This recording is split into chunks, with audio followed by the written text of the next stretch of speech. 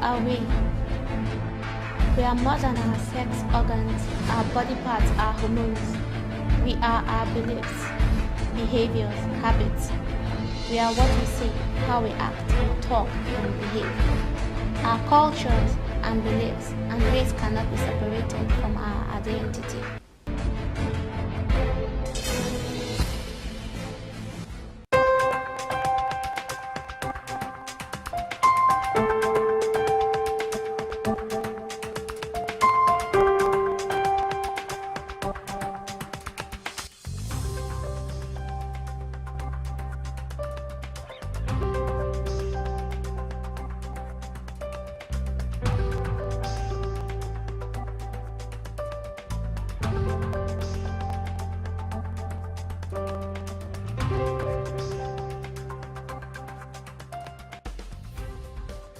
To be a man is to be strong, tough, hard, competitive, independent, non-emotional, aggressive, tough-skinned, experienced, self-confident, sexually aggressive, rebellious. To be a woman is to be dependent, emotional, passive, graceful, weak, flirty, and nurturing. Identity can be considered a means to preserving the continuity of the self, linking the past and the present. For we aren't one thing, we are mixed, a mixture of things. We are our color, race, and culture. We are continuous, ever changing, never stagnant, never fixed. The only way our society can survive is for each of you to claim your rightful place. Today, you will take a test that will help you discover who you truly are. The future belongs to those who know where they belong. This was supposed to tell me what to do. We're supposed to trust the test. I don't want to be just one thing. I want to be brave and selfless and intelligent and honest and kind. Women have always had to fight for her basic rights to be treated as a human being, the right to be treated equally, the right to vote. But the black woman, the woman of color, has always had to fight harder, for her fight is different. She has had to fight gender inequality and racism. She has had to fight from the space of being not only a woman, but also a woman of color, a woman to be oppressed. The white woman has put herself in the position of a spokesperson for the woman of color, has positioned herself to teach the woman of color how to be a proper female.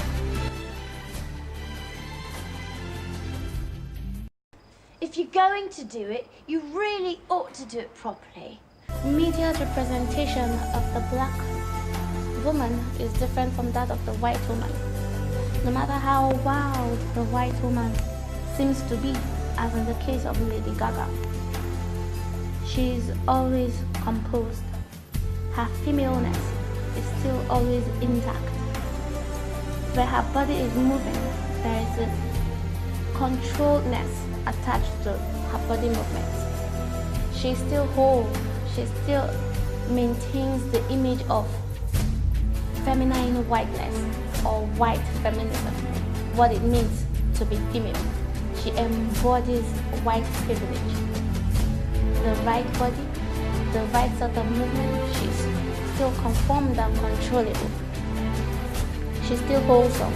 She's still a lady. Whereas in the case of a black woman, she is represented as a body to be controlled, a body whose movements are still wild, a primitive body. No matter how hard she tries to conform herself, she can't be controlled. Herein comes intersectionality. But no matter what the woman of color does, she's still seen in that space where she's an uncontrollable entity, all body parts moving, jiggling. Wow, her body movements, everything about her is primitive, as in the case of Beyonce. And oftentimes, Beyonce has to be whitewashed in order to be acceptable. Our skin tone has to be not too black, and it doesn't have to be too white either.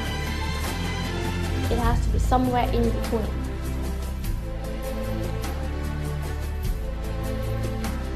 Nothing proper about a woman of color. The woman of color finds that she cannot separate her womanness from her blackness. It is always a determining factor in all that she does. I tried to change.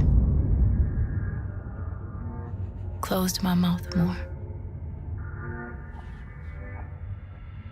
Tried to be softer, prettier, less awake.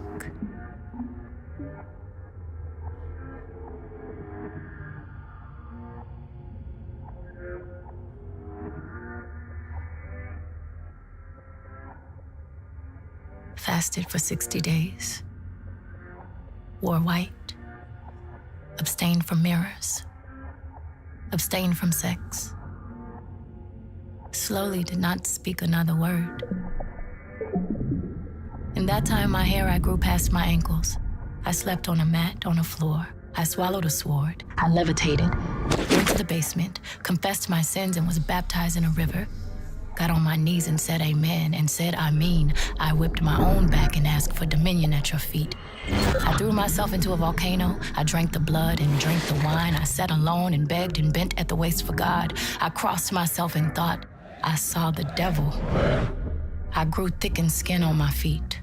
I bathed in bleach and plugged my menses with paint. Well, children, where there is so much racket, there must be something out of kilter. I think that twixt the Negroes of the South and the women at the North, all talking about rights, the white man will be in a fix pretty soon. But what's all this here talking about? That man over there says that women need to be helped into carriages, lifted over ditches, and to have the best place everywhere.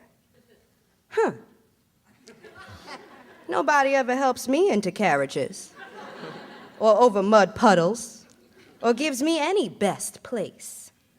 And ain't I a woman? Look at me. Look at my arm. I have plowed and planted and gathered into barns, and no man could head me. And ain't I a woman? I could work as much and eat as much as a man when I could get it, and bear the lash as well. And ain't I a woman? I have borne 13 children and seen most all sold off to slavery. And when I cried out with my mother's grief, none but Jesus heard me, and ain't I a woman? Then they talk about this thing in the head. What's this they call it? Intellect. That's right, honey. Well, what's that got to do with women's rights or Negroes' rights? If my cup won't hold but a pint and yours holds a quart, wouldn't you be mean not to let me have my little half measure full? Then that little man there in the black, he says women can't have much rights as men because Christ wasn't a woman.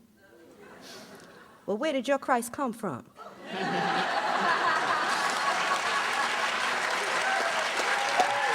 Where did your Christ come from? From God and a woman. Man had nothing to do with him.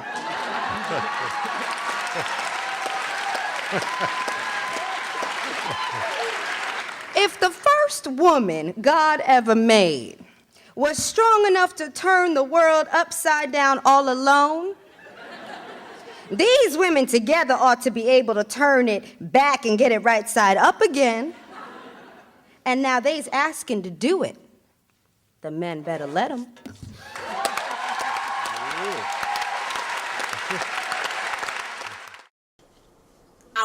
with an apology already forming in my mouth. This is what it means to be a contradiction.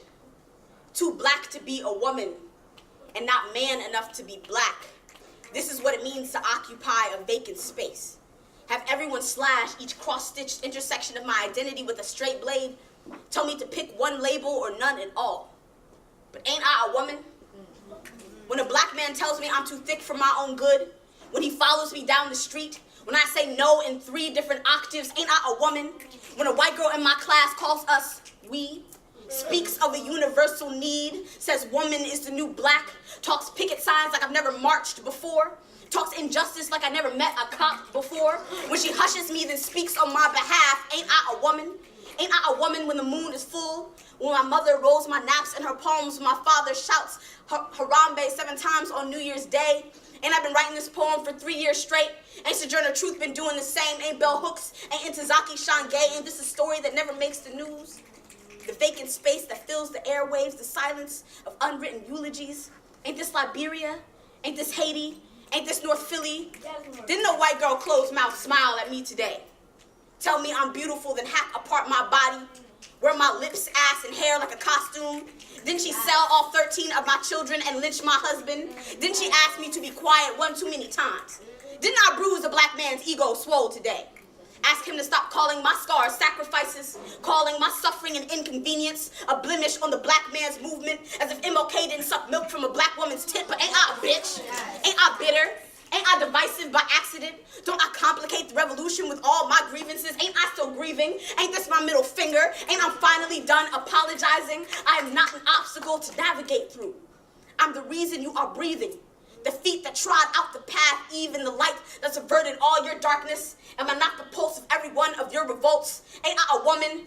Ain't I a woman? Ain't this a rhetorical question?